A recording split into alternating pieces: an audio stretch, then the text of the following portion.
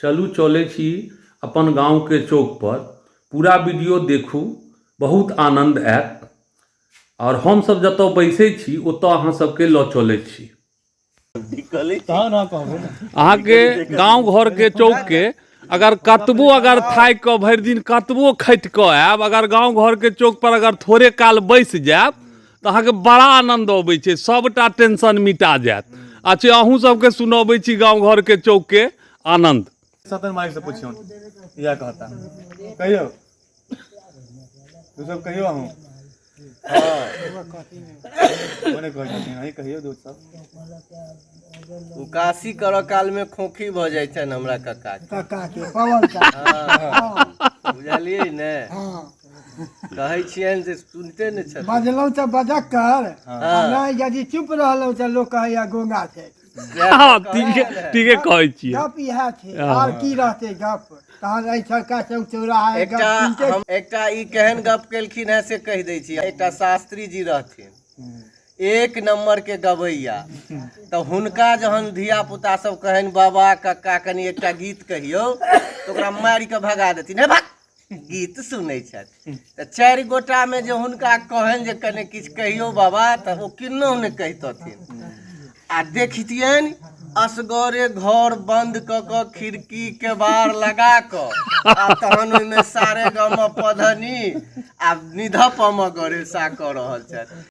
आ एकटा और हुनका में खूबी रहनि, ओ जहन घर बंद क के गबथिन त लगता जे कोन मोहम्मद रफी किशोर कुमार गाबि रहल छथि। आ बाहर जहने अबिते कि मुंह लटक के भोकना बुझलौ ने, इएह सब लीला भ रहल।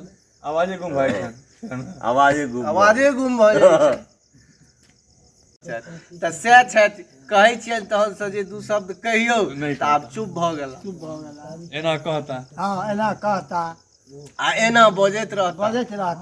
एकटा हमर सबके कक्का रहथिन ने, तऽ ओ जे भानस करथिन तऽ लोक कहल कि जे हुनका घरवाली के ई सेवा करैया। एखन घरवाली के सब पैरे जतै गप तो यह थी। और की रहते तऽ एहिठमन कहै छै जे देखितहुँ तऽ पूछितहुँ जे कोना एहन भेलियै यौ। कौन का कनि ध्यान देबै। देखितहुँ तऽ पूछितहुँ जे कोना एहन भेलियै यौ।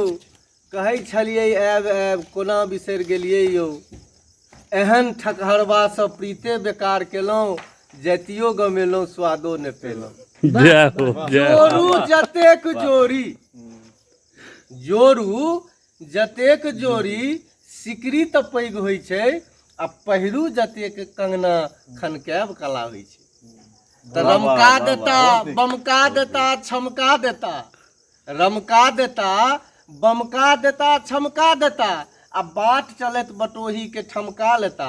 ओ प्रतिभा छनि हमर सबके पवन का में। आब हिनका मुखारबिंद सँ दू शब्द अपने लोकन सुनल जाय आ मनोरंजन के आनंद ली।